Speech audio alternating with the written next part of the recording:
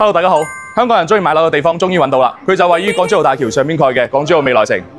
喺呢度，香港、澳門嘅業主佔咗一半嘅，每5個隔離屋就有3個講粵語。呢邊嘅餐飲都非常之豐富嘅，喺呢度有我哋港澳朋友中意嘅茶餐廳啦。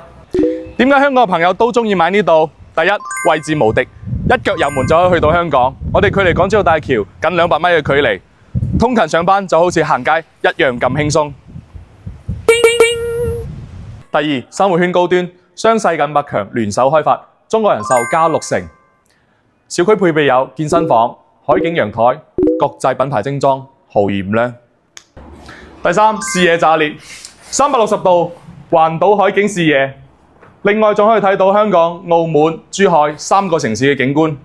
1300億嘅港珠澳大橋就係你屋企嘅背景牆。業主李太話：住大屋、揸靚車，同班啱 key 嘅朋友喺度生活，非常之寫意。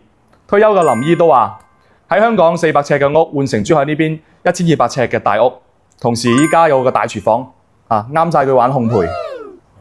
如果你都喺度睇緊大灣區嘅房產，如果你都想解鎖雙城生活而唔想浪費生活嘅品質，呢一套經過千戶業主親自測評嘅港式生活樣板間真係值得你擁有。